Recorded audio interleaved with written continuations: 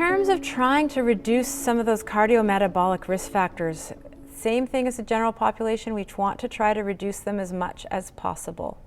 And particularly seeing if we can reduce body fat. We have altered norms after spinal cord injury. So a body mass index of less than 22 kilograms per meter squared, or a waist circumference of less than 34 inches. So in the general population, we usually think of that BMI as being less than 25 kilograms per meter squared is one of the things we use, and I know that's not a perfect measure. It's actually really hard to use it in spinal cord injury because it's really hard for our patients to get weighed. They often don't have access to a scale because they're in their chairs, and so they can weigh themselves in their chairs, but in order to get a weight, they have to be able to weigh their chair, then weigh themselves in their chair, and then do the subtraction. But they often don't have access to a scale where they can weigh themselves in their chair. And so that waist circumference is a very useful thing to use. The waist circumference of 34 inches is less than what we have for men. In the general population, we use 37 inches. But in the spinal cord population, we actually use 34 inches as our indicator because we do know they have an increased risk of central adiposity, and we also know that they've got that change in body composition. That's another reason why we've got the lower BMI following spinal cord injury, because we know they've got sarcopenia, so they've lost muscle mass, and we know they've got osteoporosis below the level of their injury, so they've lost bone mass. So with that loss of muscle mass and that loss of bone mass, that changes the weight ratio to their height, and so we want to make sure we're capturing that with that lower BMI. We want to try to address lipids and triglycerides less than 150 milligrams per deciliter, increase HDL to greater than 40 milligrams per deciliter if we can, using the same approaches we would use in the general population. So the same dietary recommendations, the same medication approaches. We can consider statins. Whether or not you consider niacin, there's a little controversy in the literature about some places say yes, some things say no. But generally, I just say follow the same things as we've got in our guidelines, our national guidelines for the general population. Reducing fasting blood glucose or hemoglobin A1C, again, similar recommendations. That increased risk of diabetes, we see it earlier after spinal cord injury at a younger age than we often would see in the general population, so important to be monitoring that. Following those SCI exercise guidelines of at least 20 to 30 minutes 3 times a week, and ideally 150 minutes of exercise per week. Adopting that heart-healthy diet with fruits, vegetables, low-fat dairy, poultry, fish, legumes, nuts, all those things we're supposed to eat.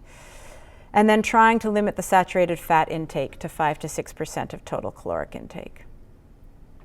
Blood pressure, we use the same norms, but just remember that your starting blood pressure is generally lower after spinal cord injury, but we don't then say, at this time, we don't have studies to say that hypertension starts at 120 millimeters of mercury because their baseline is 90 or 100. We still use the same norms that we would use in the general population.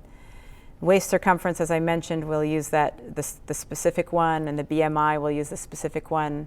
Lipids, we don't have any new spinal cord specific norms. The blood glucose or hemoglobin, no SCI specific norms.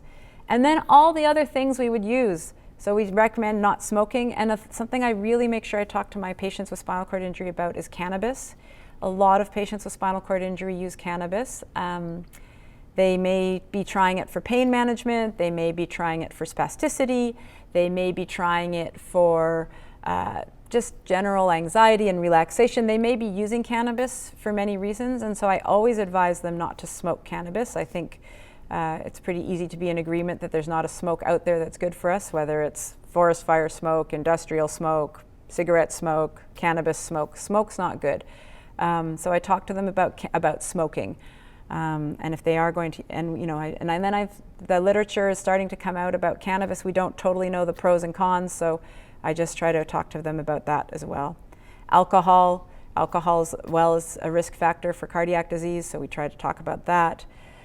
Age, family history, all those other risk factors that we see in the population, those are all things that we need to talk about as well. Talked about the monitoring the blood pressure and making sure you do it at least once a year, and possibly more frequently if particularly if patients do have high blood pressure, you want to make sure you're monitoring that. And so again, if they have a home machine, they can monitor it themselves at home. A lot of patients with spinal cord injury, telehealth is wonderful because it does let them access their family doctor's offices, their specialists' offices, but it means we can't lay our hands on them and examine them. So if you are concerned or if you're worried about it, do get them to come in, even though it may be a little more difficult for them, just to make sure you're getting to see them in person once in a while. Same thing, it's really hard to see what's happening in terms of weight gain and weight changes and body changes, body habitus changes over telehealth. We tend to just see the face and the head, and then we may not see that, how their wheelchair is fitting. We may not see that they're starting to gain more weight. It may be harder to start that conversation, but I always ask my patients, how's your weight? Do you think you're gaining weight? And even if they haven't weighed themselves, they'll often able to say, you know what, I think I am. My pants are a little tighter, my wheelchair is not fitting the same way, I think I've put on a few pounds. And so that opens up that conversation for us to have about weight management, diet, exercise, and trying to approach that.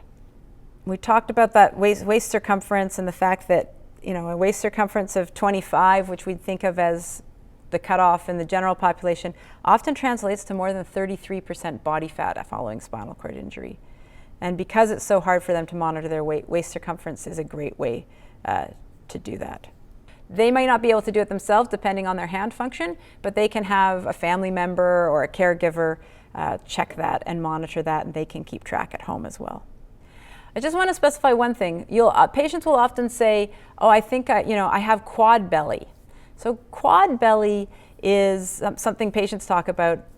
It stands for quadriplegic belly. It doesn't have to do necessarily with increased abdominal girth or increased abdominal obesity. Quad belly has to do with loss of muscle tone in the abdominal muscles. And so patients living with tetraplegia will have, they will feel that their tummy is sticking out and they've got a quad belly because they don't have that muscle tone in their abdominal muscles to sort of hold things in. But it doesn't necessarily mean that they've got increased abdominal obesity. Lipid screening, again, I recommend that we start, the recommendation is that you start earlier than you might in the general population. I take into account how old is the patient now, how many years are they post-injury, is there a family history of hyperlipidemia, how many other risk factors do they have for cardiovascular disease, and then I will start screening quite early with a lipid profile in patients. The recommendations and the guidelines for spinal cord injury say that we should be screening every 1 to 2 years.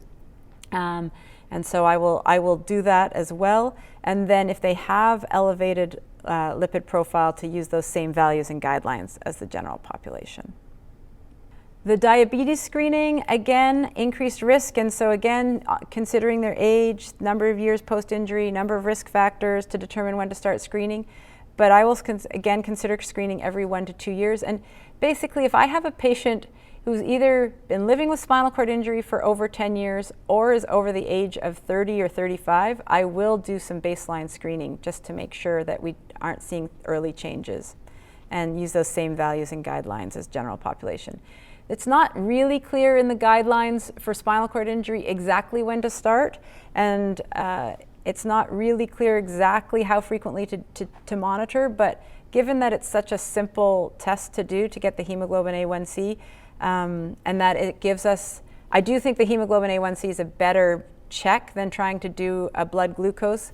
We don't know exactly how blood glucose, there are some changes after spinal cord injury in terms of how, like, you might get some insulin spikes, you might get some glucose spikes, but that hemoglobin A1C, as we know, gives us that little bit of that picture of what's been happening over time instead of just one snapshot. So I think hemoglobin A1C is the best way to monitor and to screen, and I will do it every 1 to 2 years.